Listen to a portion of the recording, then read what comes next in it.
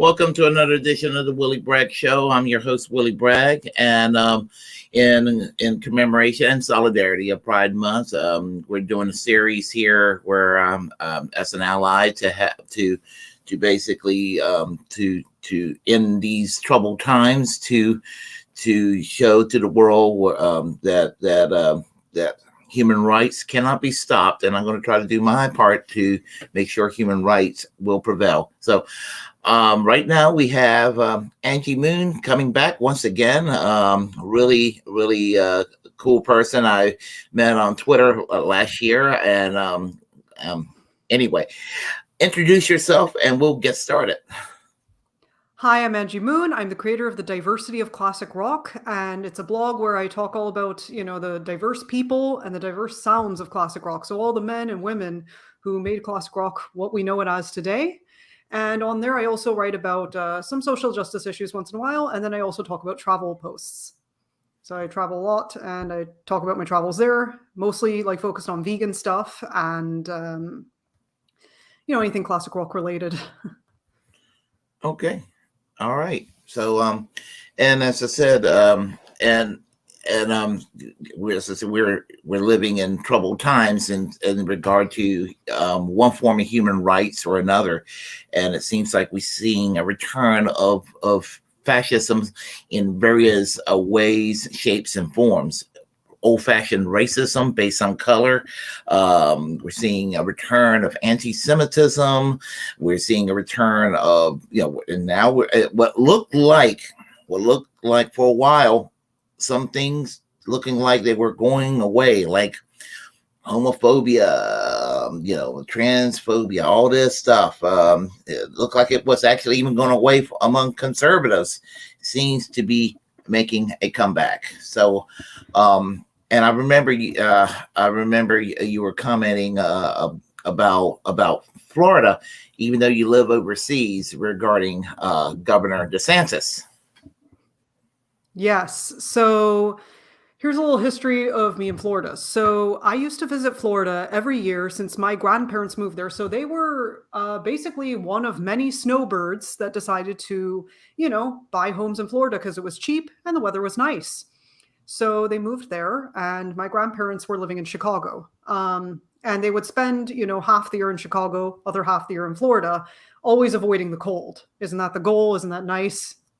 But, one thing that my grandparents were always upset about, and they were both liberal, they were always upset about the politics in Florida, especially the part that they live in, which is a very, very red part of Florida, very wealthy, very white, and very conservative and Christian, while they're, liberal Jews. Basically, I would go to visit Florida every winter to escape the cold. So my parents and I, we would go down there, for a week every winter.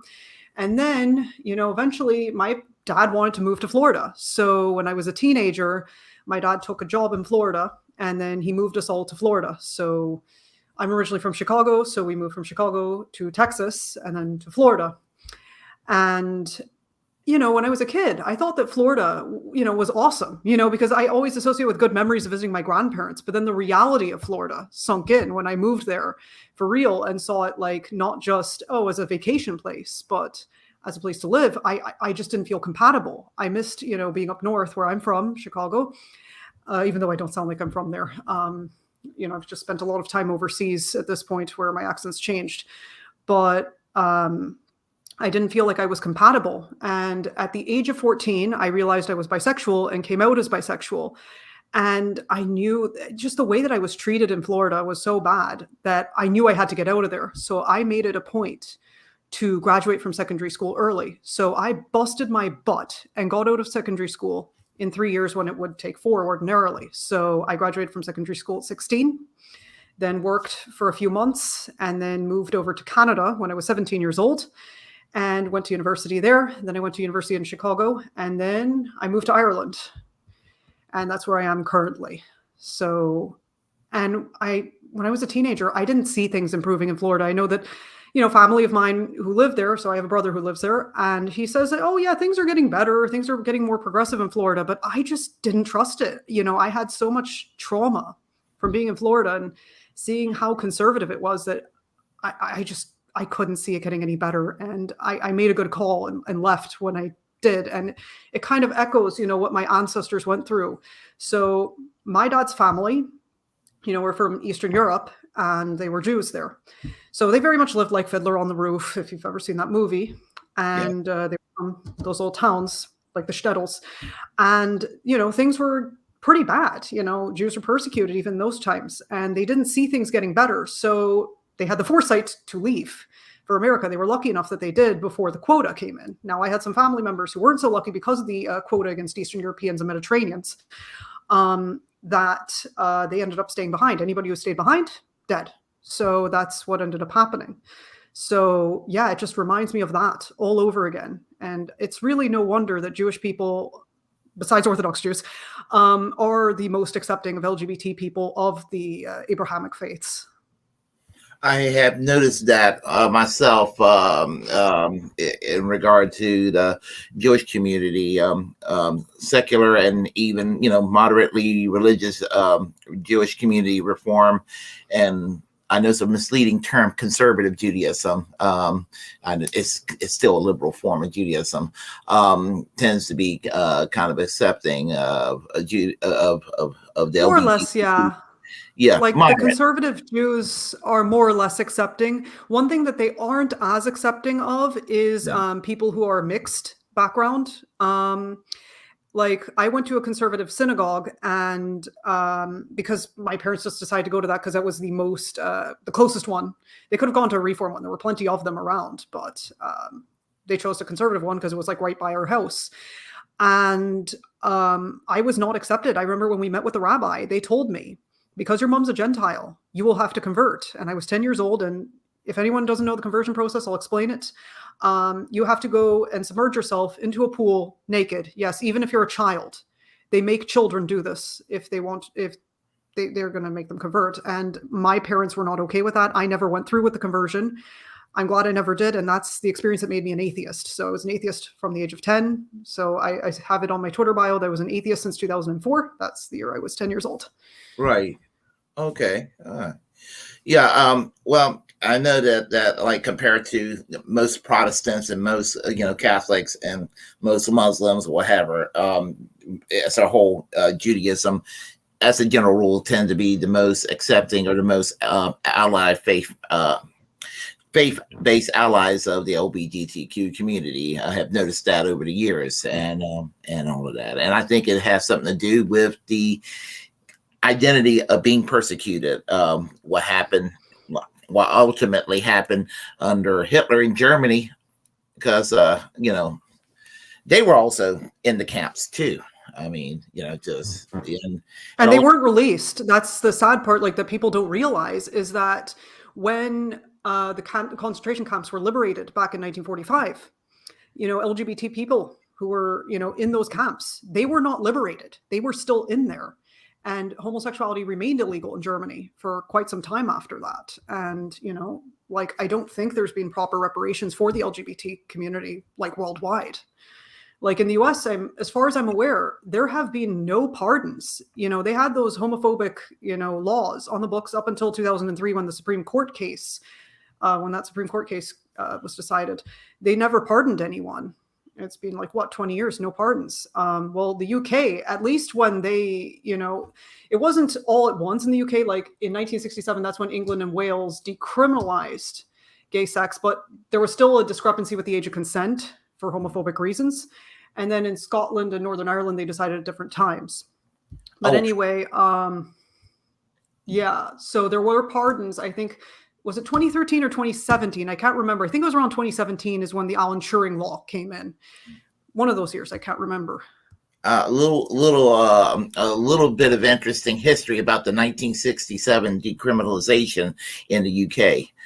Believe it or not, and it's not because she was pro-LGBTQ, far from it, but Margaret Thatcher, believe it or not, actually voted in favor of decriminalizing homosexuality, legalizing it in 1967.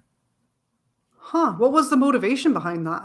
I have actually asked that question to myself. I was like, why did she do this? And in a way, it might be consistent with her politics. if she believed if conservatism meant like smaller government, maybe she was being consistent in that regard, that she didn't want an overbearing state or what have you, but then again, she used the state to bust up unions and to abolish city council governments, for troublemaking city council governments during her reign as prime minister. So that kind of contradicts itself. So yeah, kind of reminds me of like Theresa May, and yeah, was it Theresa May? Yeah, who was okay with trans rights sort of stuff, but then like really conservative in other ways.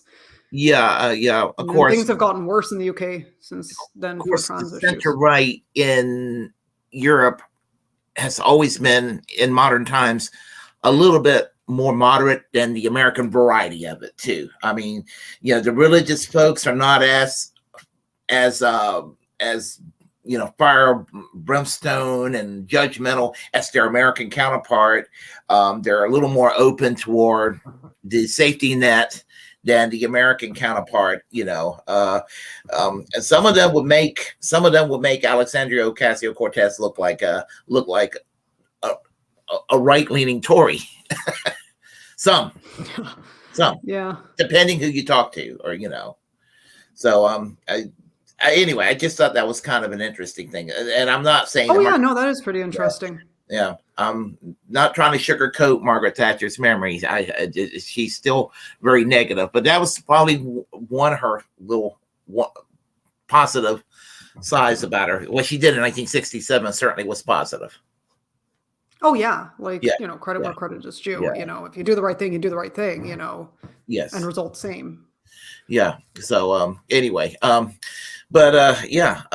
anyway, regarding what we were saying, now Florida seems to be kind of a interesting place because it looks like a state that has like two political cultures where the right wing unfortunately still ultra dominate, but it seems like maybe in the urban areas it's like very liberal, but I always sort of thought, like definitely in parts of Miami or Orlando, and I think maybe Tampa, there might be some liberal pockets, definitely around like the universities, like in the university towns, there would definitely be a bit of that, but I never went to university in Florida, so I wouldn't know that.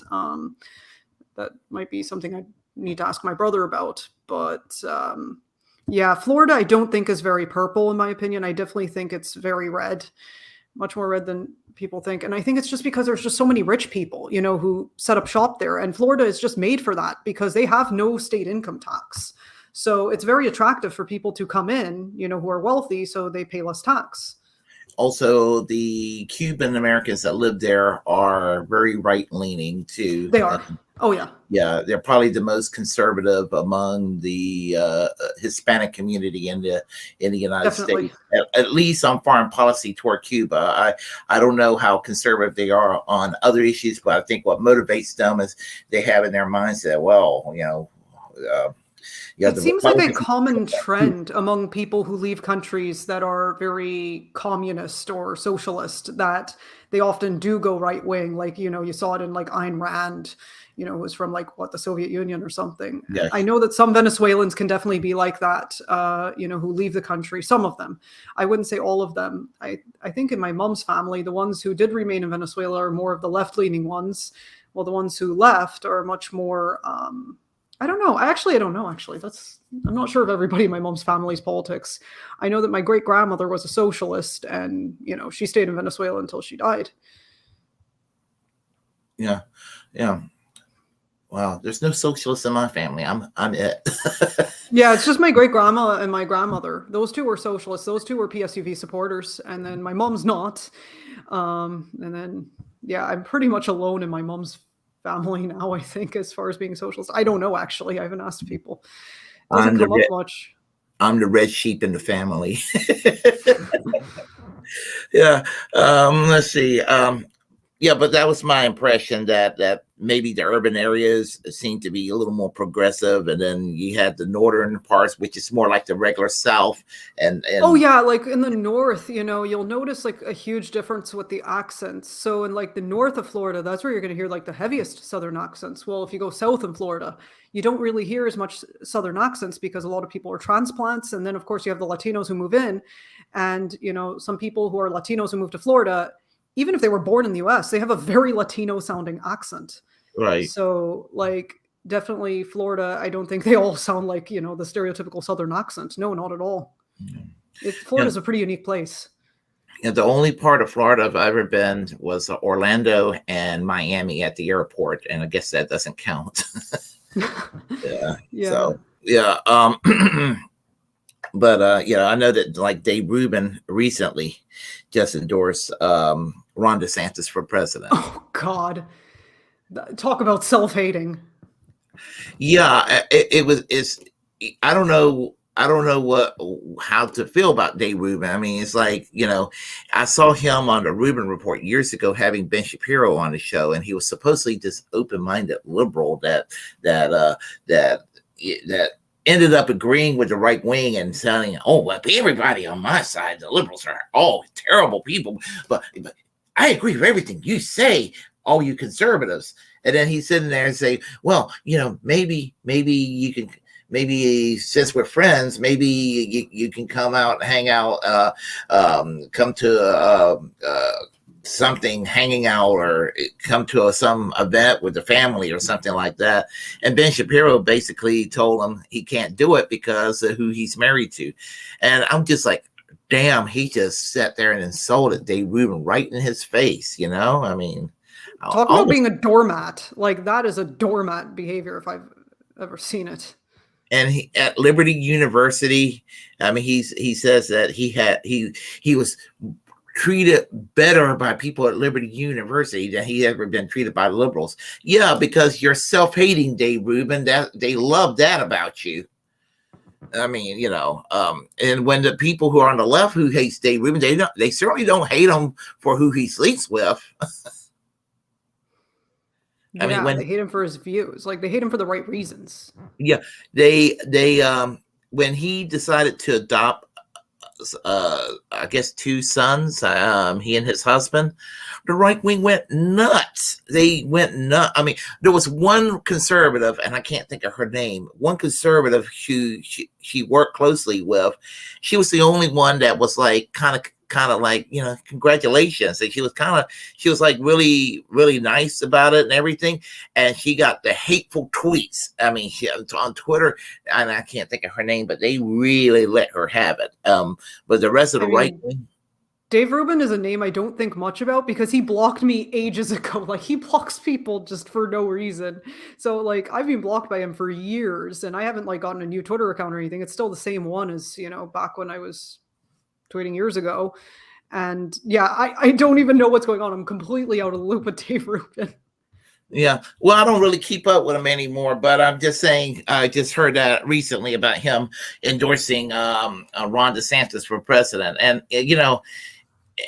I'm not defending Donald Trump, but it makes a little more, it's less crazy. I will put it that way. It's less crazy to endorse Trump over DeSantis. DeSantis is more homophobic. Trump, I really don't think gives a shit. And DeSantis is much more, competent in getting things done, and he's much more of a fascist. I'm scared. Like, DeSantis scares me. Trump, he's just funny. Like, he's just goofy. I'm not as scared of Trump. He's goofy. He's Dr. Evil, whereas the other guy, DeSantis, is Mike Myers from Halloween. Ron DeSantis, Donald Trump is Dr. Evil from Austin Powers. Yeah. Which makes me think that Mike Pence might be number 2.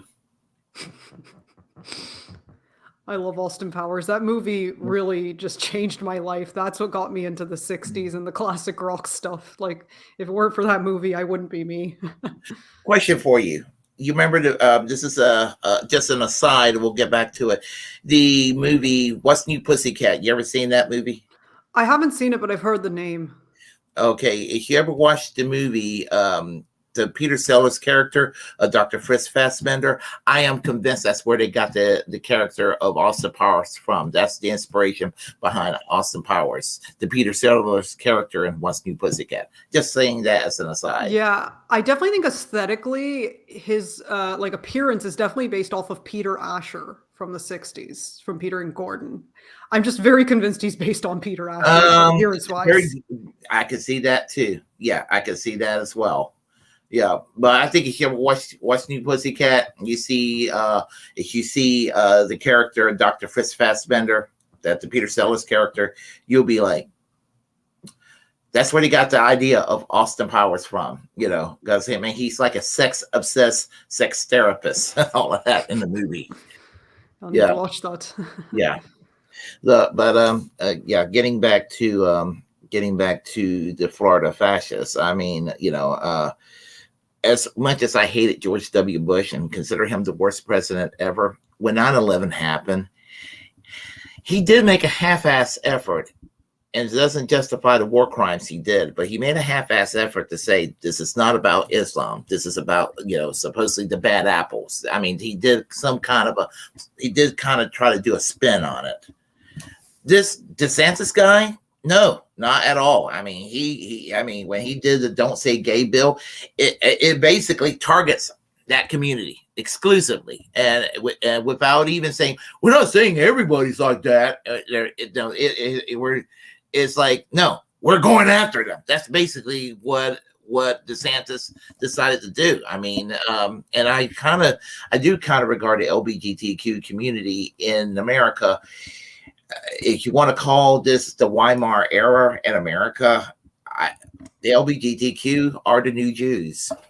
Yeah. Oh, absolutely. Like, you know, there was that just brief period of time where, you know, it was sort of okay to be gay. Very short period of time. And now it's going to get worse. And yeah, DeSantis scares me. The only thing that I think, there's no silver lining here, but it's much easier to call him out on his crap because it's just so blatant.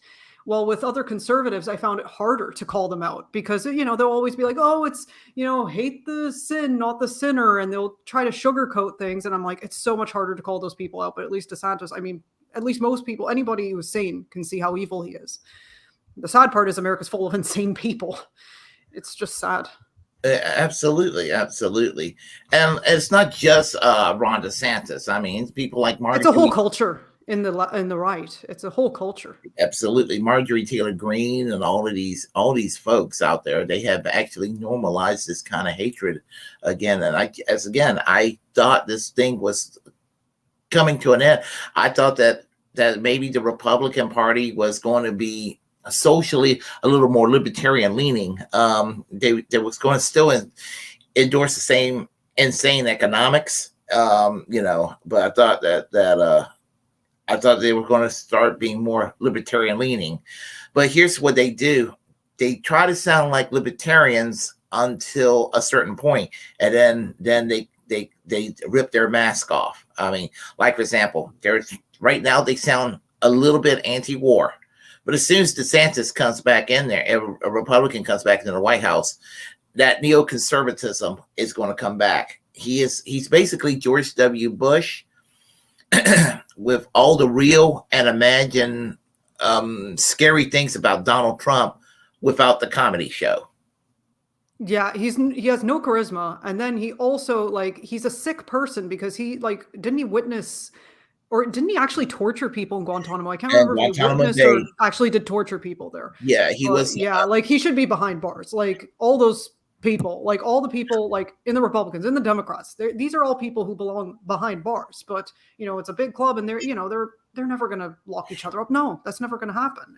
He's a war criminal before becoming president. You know, I mean, war criminals are not war criminals usually before they become president. This guy is already a war criminal before he's presumably sworn in. And a lot of people, not trying to make this all about DeSantis, but are you familiar with the Do Dissidents podcast? I've heard of them. Yeah.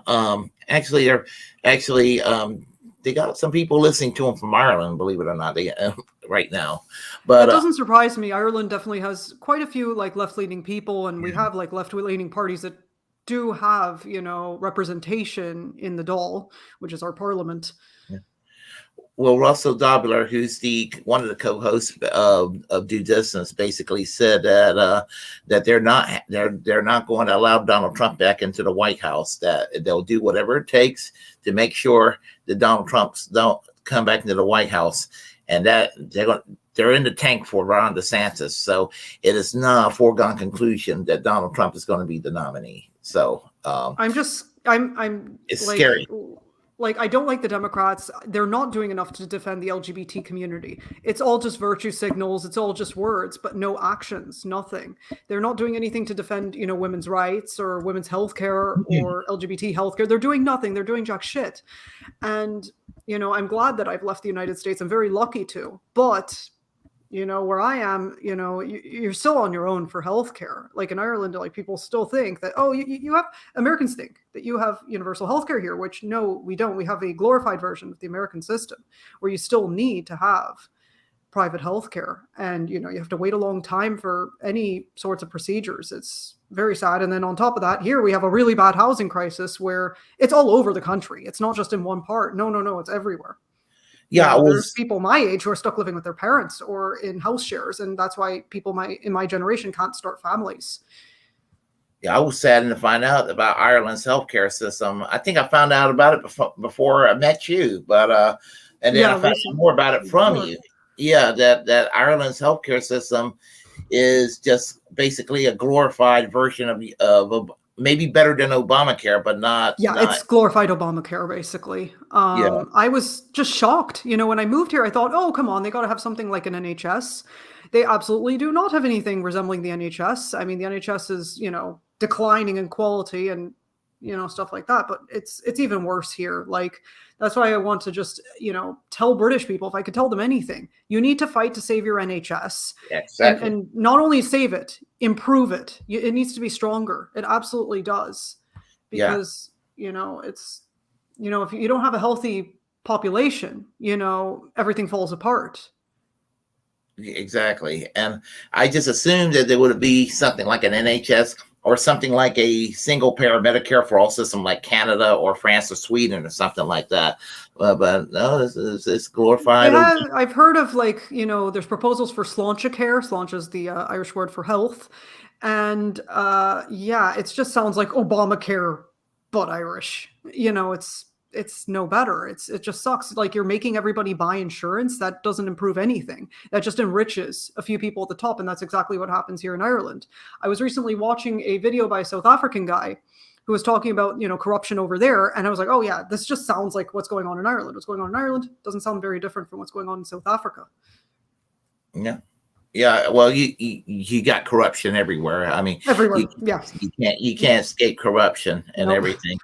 And it just, and I have become more cynical over the years. I have become more cynical over the years whenever I hear anybody talking and this is on a Washington level. I kind of roll my eyes even more now than ever. And I am convinced you got to break up this two-party system here.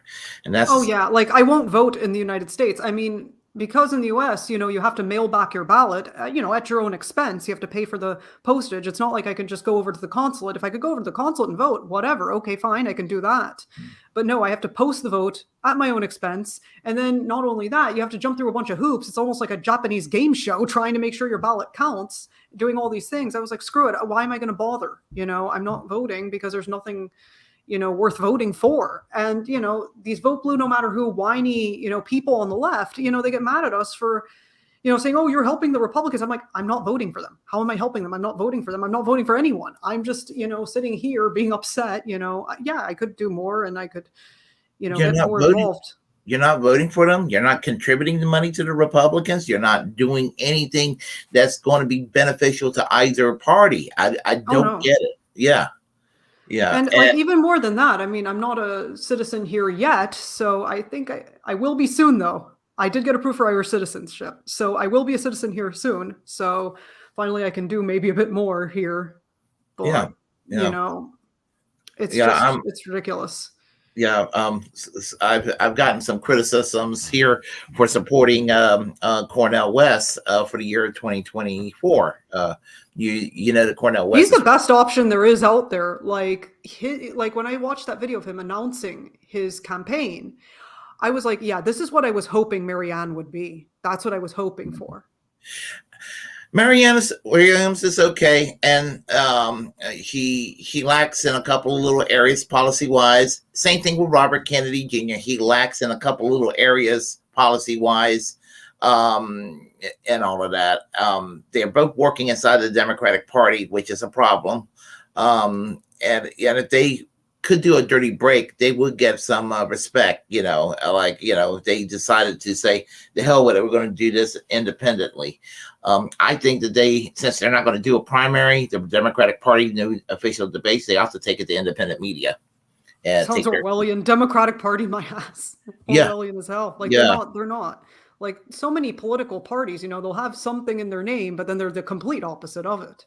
Yeah, I know what you mean. Like in the UK, since the days of Tony Blair, you got the Labour Party. It's a joke. They're not for the workers anymore. Like, there's no one worth voting for in the UK. I mean, I just, it's sad. And they don't have a duopoly exactly. There are multiple parties.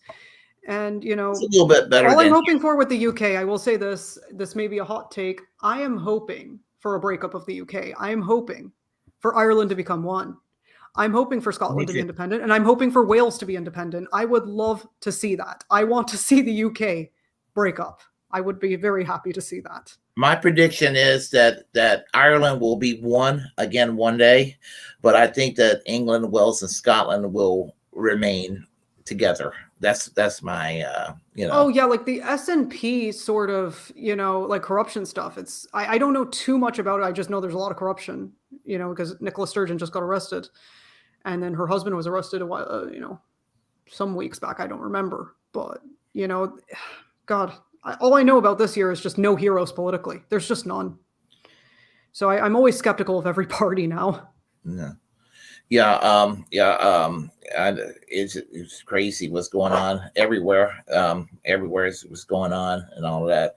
But so as far as the treatment of LGBTQ in Ireland and in the UK, to compare it to the United States, make that comparison. So my experience with the UK is a bit more limited because I've never lived there.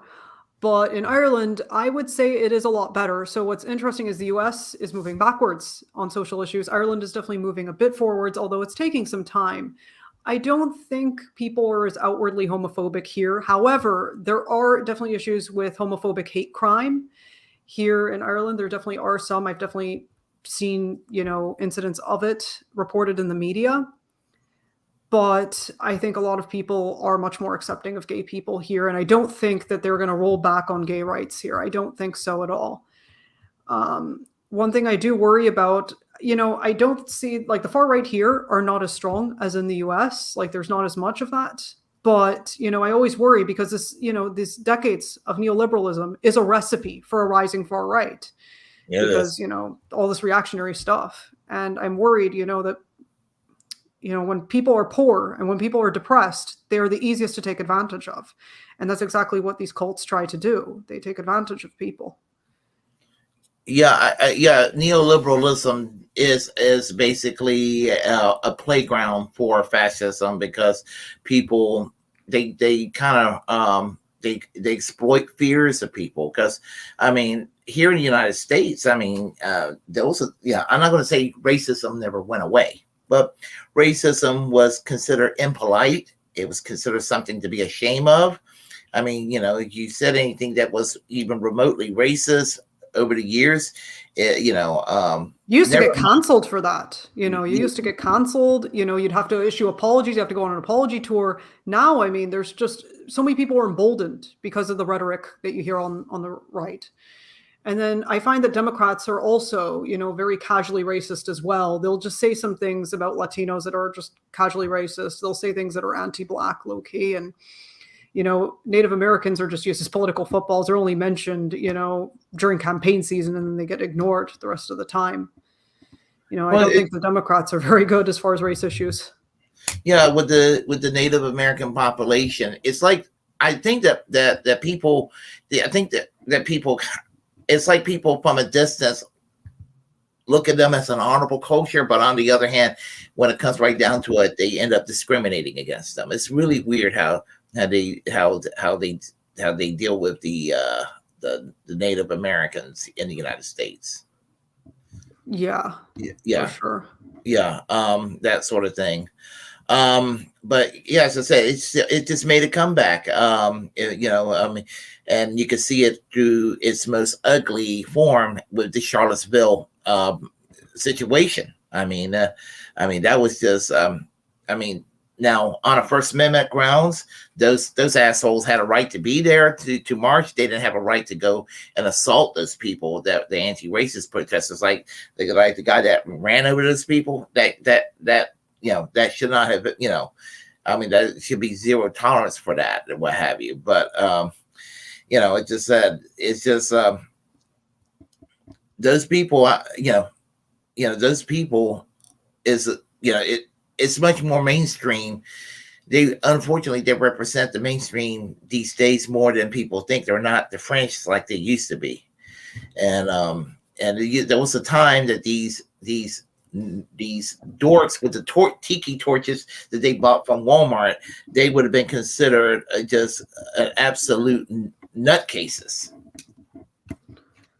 Yeah, and I think one thing that I see a lot in the LGBT community is a lot of, just infighting, tons of infighting. There's definitely no unity, and you'll see it on Twitter. I don't see any unity. I just see people, bickering and infighting. And if you don't have this opinion, you're cast out. It's definitely like the opposite of solidarity. I saw a video. Are you familiar with the comedian Tim Dillon? Yeah, I've heard of him. Oh, Tim Dillon is he's a treasure to listen to. He's a gay comedian. He had Glenn Greenwald on his show, and they both were talking about some of the really over the top political correctness that's some of the language policing and things like that exists in the LGBTQ community. That's just a little bit over the top, and you can just tell they're just from another era where everything is a little more casual. I miss that era. I miss the 90s, like sort of early 2000s, like that. I don't remember much of the 90s, but I do remember the early 2000s, and it was just such a different time. It's just so weird how liberals have gone from being very pro free speech to and like not afraid to I guess make offensive jokes to now like being cops now. It's such a scary change.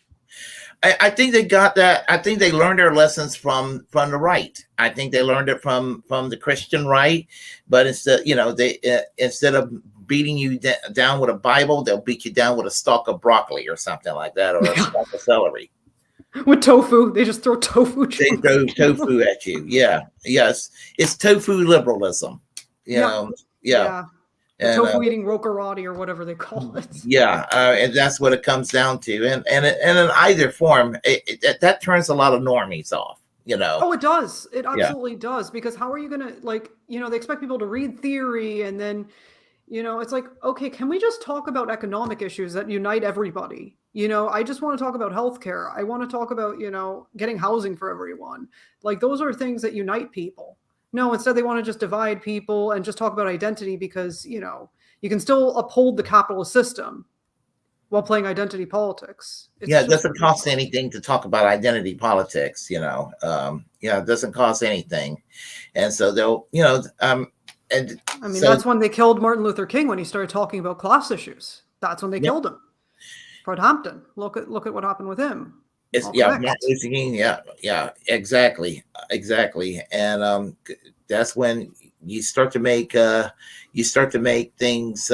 You start to question the system along class lines. They'll in the worst case scenario, they'll call you a class reductionist. Oh, you're a racist because you're a class reductionist. And then it's like, okay, isn't there such a thing as race reductionism? When people make everything about race, and it's like sometimes things are about class, sometimes things are about sexuality, or they assume that a white person cannot possibly face any oppression. I'm like, oh my God, are you freaking kidding me? White people can be gay, white people can be trans, white people can be disabled, Well, white people can be homeless. regarding class reductionism, here's the thing. If you're a leftist, every leftist that exists are one kind of class reductionist or the other, even the ones who are hung up on identity politics. Because if you're a leftist, class is really what it's all about. Now, I do think that some people may, there is a balance that you can do. There's a healthy balance. Absolutely. Like LGBT issues are very important. It's not just some bourgeois, boutique issue. Gay marriage isn't a boutique issue. Anti-discrimination laws are not a boutique issue. Those are real issues that do affect people's quality of life. And you should care about those things, even if you aren't part of those groups, because, human beings deserve dignity. And that's a core, value of leftism.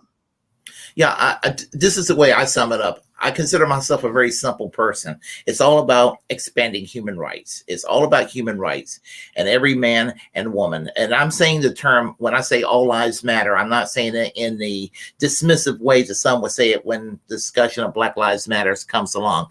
But here's where you could say all lives matter and have a real universal meaning. Absolutely. And Yes. when with my version of all lives matter, as you say it, I think it also includes animal lives. As a vegan, I will say that for sure. I definitely think that people need to talk more about animal lives and, our planet, because, like what we're, doing with this mass slaughtering of animals and the factory farming, it is harming, the air quality in poor areas of the US. And I think that's definitely something I wish the left would think more about, but I'm not going to make this a whole vegan soapbox. I definitely don't want to turn it into that. Well, I know I could tell that the environment is suffering right now in the last couple of years. I mean, oh my God. I mean, what's going on the East Coast right now with the orange, skies in New York. Yeah.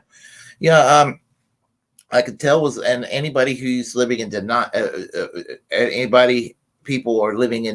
people just living in denialism. I mean, and I was telling somebody that if human civilization is dramatically reduced, like if 95% of the world was gone due to climate change disasters, I think that human civilization will probably live. It'll be kind of rough, but I think that the world will repair itself, because I think some of the few people who are going to remain alive will have some common sense of what not to do.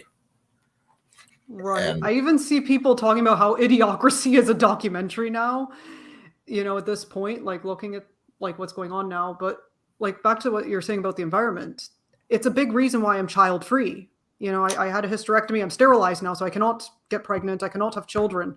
But yeah, I do not want to have children, especially with personal issues that are going on inside myself, but also, what's going on around the world. I look at what's happening in the world and I'm so depressed by the news, the environment, just people losing human rights.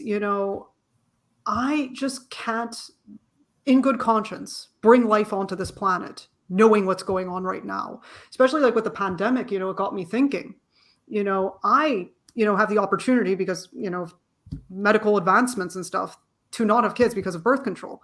But I had a great aunt who died in the Spanish flu when she was only 1 month old. She caught the Spanish flu. She died at 1 month old. My great grandmother, was pregnant during a pandemic. And, she didn't have an option to have an abortion. She didn't have an option to go on birth control. She was stuck. But I, in the present, have options. And I'm going to use those options. And, that's why I think definitely feminism is important. I'm not a feminist. I'm an egalitarian. But, I sound no different from feminists when I talk about women's rights. When you say, do you like the term egalitarian feminists? I definitely don't see myself as just a feminist because I also think men's issues definitely matter, as far as like the drafts and, banning circumcision. I definitely think that those are real issues that men face. And so I definitely just call myself just straight up egalitarian. Okay. Yeah. Yeah. Well, and I do believe in strong egalitarian principles and everything. And I this is why I am myself a leftist. Not saying that to virtue signal, but it's just that's why I've always chose the leftist route. I just think it's the most practical way to conduct human relations and to have a good society. I think that leftist policies on economics, leftist values on civil society in terms of, free speech and right to privacy and just basically general tolerance toward others lays foundations for a good society. Yep, that's absolutely it. Yeah, and a non-interventionist foreign policy based on goodwill. Yes, like that's one of the things I found that I've gotten hate for most recently on the left is being very anti-war, and that's always a belief that I've had, even when I was a liberal, even when I was a teenage liberal who was like, oh, vote blue no matter who, even then I was anti-war. I've always believed that war was bad, and it harms our planet. There are no true winners in a war. Both sides lose lives. It's just I can't support that. I cannot support that proxy war in the Ukraine. No, because I don't support it at all. They're not only are there fucking Nazis in the Ukraine, in the Azov battalion and in the government, and not only do they have the kill list that Roger Walters is on, by the way, and it's fucked up. It's like people act like Zelensky's a democracy defender. I'm like, absolutely not. No, like. He's definitely passed things that were very anti-freedom and, illiberal. It's awful. I mean, it's possible that he might not be anti-gay, but the homophobia is actually more toxic in the Ukraine than it is in Russia. It's a huge problem in all of Eastern Europe. Yeah, Eastern Europe. Like I've only been to a couple parts of Eastern Europe, and even then people are going to get mad at me for saying it's Eastern Europe. Although my family came from that part of the world, they would definitely have said Eastern Europe. But I've been to Poland, I've been to Lithuania, and I didn't see any pride flags when I was there. It was such a huge difference, Poland and Lithuania versus the parts of Western Europe I've been to. So I've been to Spain, I've been to France, I've been, all over the British Isles. I've been to the Netherlands, I've been to Germany, I've been to Italy. Actually, in Italy, I didn't see too many pride flags at all, but it was even less like in Poland and Lithuania. There was almost nothing, So, I always say this, I'm glad my ancestors left that part of the world. I'm very glad, they would have, I wouldn't exist anyway, but I'm just glad that I had a chance, in America, even though America's pretty screwed up. I'm just glad I got out. Life is what it is. Oh, that Jimmy Dore's the latest person on the kill list from the Ukraine, right? Yeah, I heard about that. I do watch. Jimmy Dore's like one of the few political commentators I will watch, and I don't agree with every single thing he says. Same here. But I do like how fiery he is. I do see a lot of passion in what he says, and I think he does want the best for the world. I think he does, and I like that he isn't a vote blue no matter who kind of person at all. He hates the Democrats. I'm glad he does. I'm glad he calls them out as much as yeah. And if you call out the Democrats, they'll call you right wing for this, Oh yeah, like it's like a feels like Salem witch trials almost being on the left. Yeah. That's how I feel like I am, just Salem witch trials. Yeah, and so it doesn't take a lot to be called right wing by people who are to quote unquote our right. People more conservative than far more conservative. Another thing I'll get hate for also is I'm not an open borders type of person. I definitely have, I think, whenever I've taken some political tests, I have gotten left-wing nationalist. And, I'm obviously an anti-racist nationalist.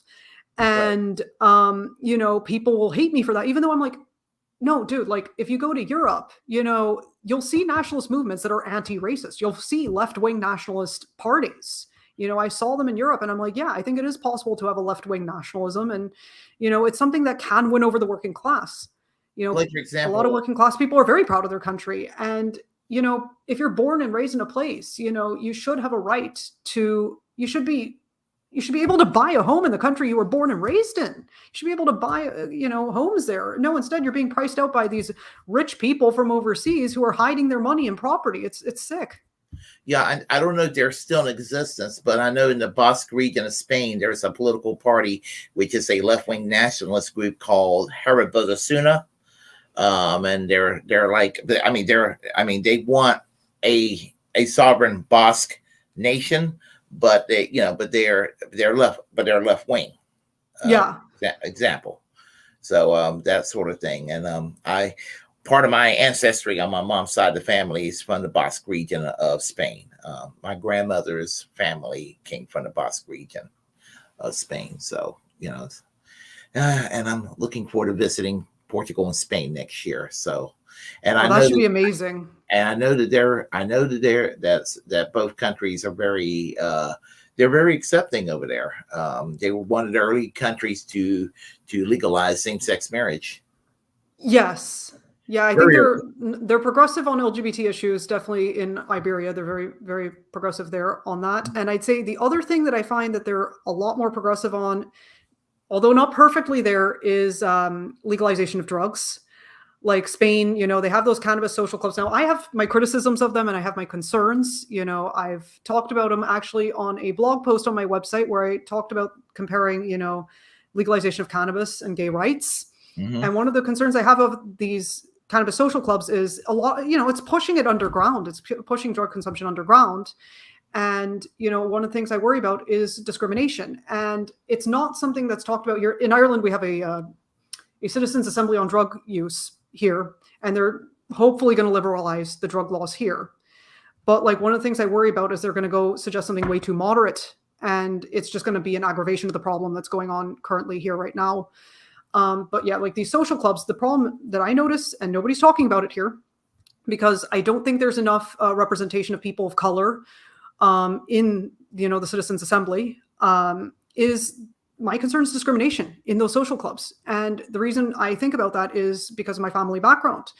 My dad's family were Jewish and, they were quite well off and they wanted to join country clubs. Back in the early to mid 20th century, they excluded Jewish people from country clubs. And it is only. Yeah. And I know that here they have better anti-discrimination laws, but keep in mind, just because there's a law doesn't mean that people are all going to obey it. People break the law all the time. And that is something that I worry about. I'm bisexual, I'm mixed race, I'm an immigrant. I'm worried that one of these days, if I were to go to a cannabis social club, someone may not like something about me. And it's even easier when it's at an application level where they see your name. And if they don't like Jewish people, I have a Jewish last name. And if they don't like Jewish people, they just go, yeet, I'm eating your application away. You're not allowed to join. And no one's the wiser, Right. So that's, and people look at me like I'm crazy, but, it's just true. And one of the issues that we have here in Ireland, one of the most discriminated against groups, are the traveling community and Roma. And, people act like, oh yeah, I'm so tolerant, I'm so accepting. But then it's the last acceptable form of racism here is, hate against travelers. And that's not discussed at all in the Citizens Assembly. Yeah, it's amazing what forms of racism or bigotry is almost considered acceptable at a certain point. After 9/11, the anti-Muslim bigotry was considered acceptable, and there were other victims who ended up, other people who ended up victimized who weren't even Muslim. If you were South Asian, if you looked Middle Eastern at all, even some Jewish people ended up victimized too. And it's just messed up, Sikhs were considered, and people saw a Sikh and they were like, oh, they're Muslim. I mean, I'm like, no, they're not. I mean, ignorance as hell. This ignorance kills. It kills people. A funny story. There was a Coptic Christian priest that used to walk around at the place I worked, and somebody told me that somebody thought that was a Muslim. I'm like, no, he's not a Muslim. He's a Coptic Christian priest. He's the priest at that church down the street. And I mean, just because he has a beard down to his belly does not mean he's Osama bin Laden. Yeah, I mean, I could see there's a similarity in some of the clothing. I could see that. But did they notice a big old cross that he was wearing? I would think that would be a big old, and the collar, wouldn't that be a big old giveaway? Yeah. Yeah.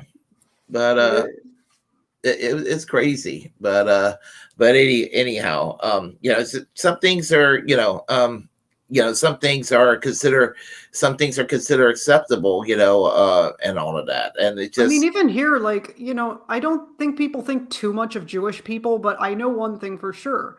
It's much safer being Jewish in America than it is in Europe. I will just say it. In America, you have so much more community.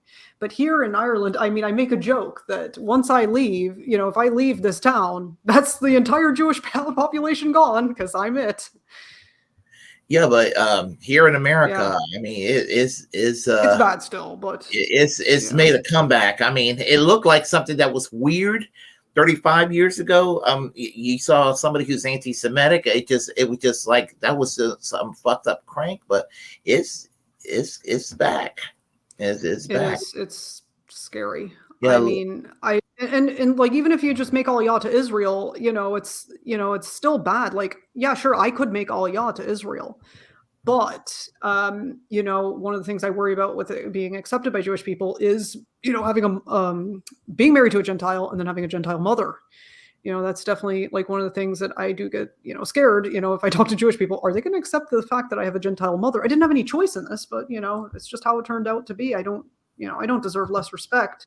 I was born Jewish. I identified with it until I left the religion. So I don't know. Yeah. But this whole thing, when you hear the name Soros, it's the new Rothschild for a lot of people. Yeah. They used to. I don't even know what the big deal with Soros is. Okay, he's a billionaire. He's don't know what else. He's a shitlib. Just some shitlib. Yeah, I'm like, okay. He's a shitlib that the right has turned into a boogeyman, and all of that.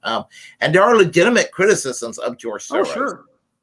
And there are legitimate criticisms. I mean, that he chose Hillary Clinton over Bernie Sanders in 2016. That's a legitimate criticism. There's nothing anti-Semitic about it.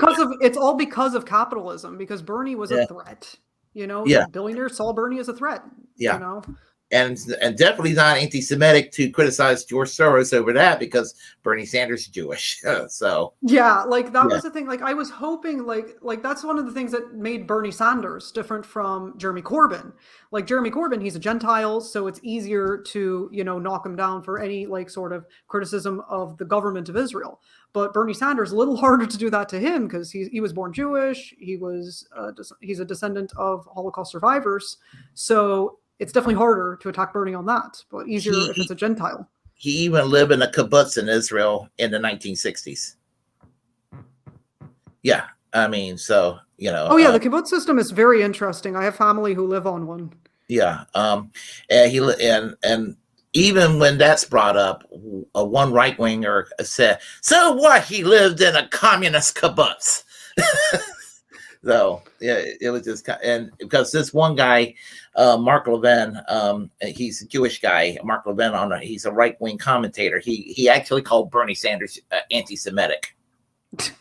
It doesn't make any sense. Yeah. And like, so, I've been called all sorts of things. Like I've had people think I'm right wing. I'm like, I don't know how. Do you now the Jeremy Corbyn thing in the UK? Do you think that's been an unfair allegation against him? Oh, incredibly unfair. Same thing with like Roger Waters. I definitely think they are unfairly smeared. And for the, it's just like, what the heck? They just go with the cheapest possible thing. And it just makes us Jewish people look bad. It's just going to increase more anti-Semitism towards us. And, it's just going to hurt our cause. People aren't going to take us seriously. And, it does upset me because it's like, look, nobody's perfect. Like Corbyn's not perfect. Roger Waters isn't perfect. You're never going to find someone you're going to 100% agree with. The only person you're going to 100% agree with is yourself. And look, I mean, I have my differences, but overall, I don't think either of them are bad people. Yeah, what they did to Corbyn, kicking him out of the party, he's going to win as an independent. And if I lived in the Islington North constituency, If that's how well I know British politics. If I lived in the Islington North constituency in London, next year when they have the general election, I will vote for Jeremy Corbyn. Yeah. Gladly. And oh yeah, I would if I were British, but I'm not British. But here's the thing. Get this. They accuse him of being anti-Semitic, and he's not. I don't think that Theresa May was anti-Catholic or anti-LGBTQ, but she had to reach out to the Democratic Unionist Party of Northern Ireland, which is connected with the late Ian Paisley, which is anti-LGBTQ, anti-Catholic, to form a coalition government several years ago. Now, why didn't anybody call her out on that? It's just as reprehensible as anti-Semitism. I think it's because, there's still a lot of prejudice against Irish people in the UK. Like, I've definitely heard it from, people that my husband knows through someone, that there is definitely some ignorance that Irish people get when they go to the UK. Like in Ireland, you could be like at the top, it's, big fish, small pond sort of thing, oh, okay, well, I went to Trinity and I was like really good there. And then you go off to like Oxbridge or something and, you ain't shit in Oxbridge. They just see you as some sort of hick, and, there's definitely a lot of ignorance. There's definitely Irish people who've dealt with ignorance in the UK, and there's definitely some anti-Irish, sentiment, more ignorance than I'd say like actual malice and stuff like that. My husband, who lives in England, he definitely doesn't experience much of that, but that's because he works in a university. And most of his colleagues are not from the UK. Most of them are foreign born. So luckily, it's all right for where he is. Yeah. Speaking of the British versus the Irish, have you ever heard of an old television program from the UK called Till Death Us Do Part? I think so. I'm not sure. I haven't watched it. It was based the TV show All in the Family here in the United States. Okay, I've heard of it. Yeah. So the character of Michael in the UK series, he's Irish. He was Irish from Liverpool. I mean, and there's a lot of Irish people there. It impacts the accent. Yeah. So of course he lived in East London in the house, in East London with his wife Rita. Just like in All in the Family, living in Queens with Archie and Edith. It was what's his name, Alf and Elsie, and it's the same situation except it was in East London instead of Queens, New York, and it was just the same situation. The Michael character on Until Death Us Do Part was more laid back and actually more left wing than the Michael character of the TV series All in the Family, and in real life a better person.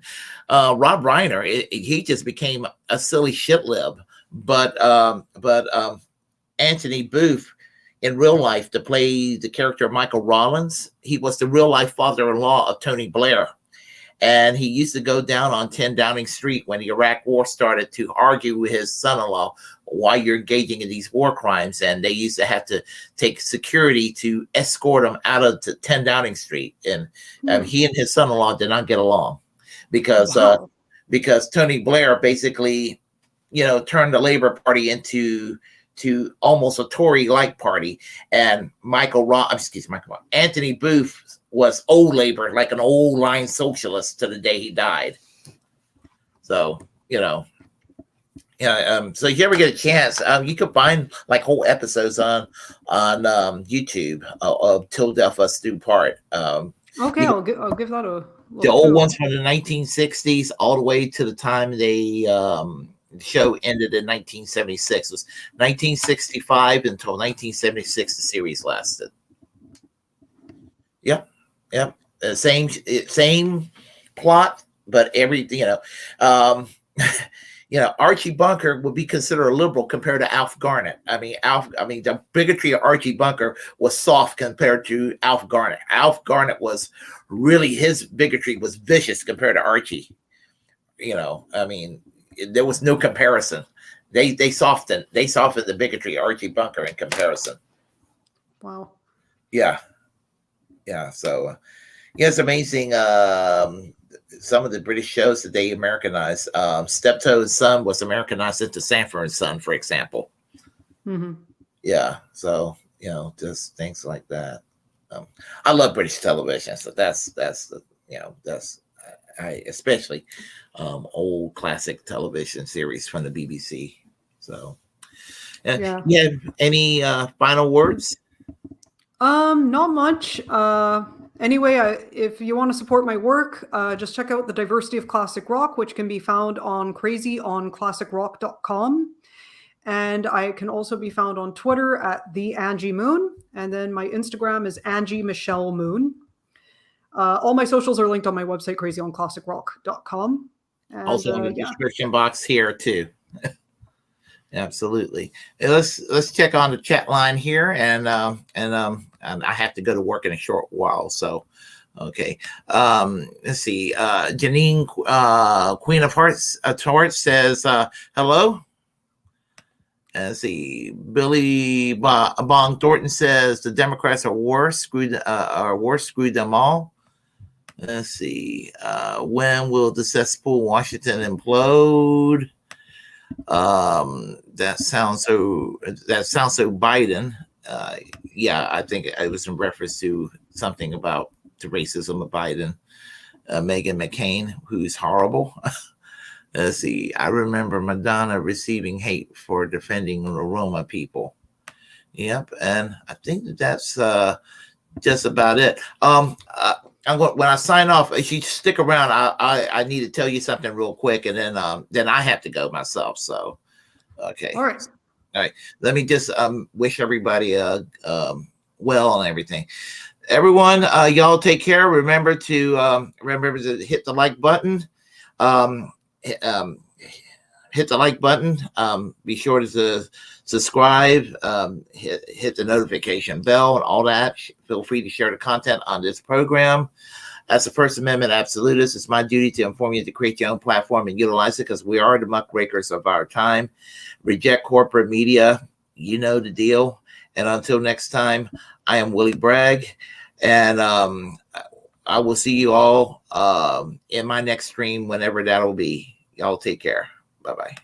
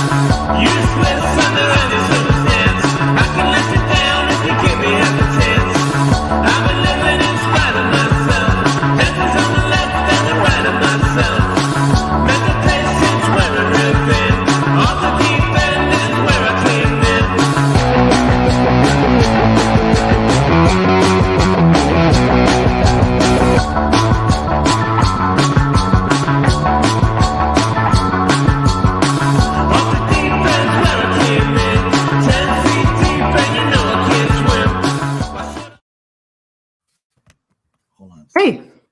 Hold on. Let me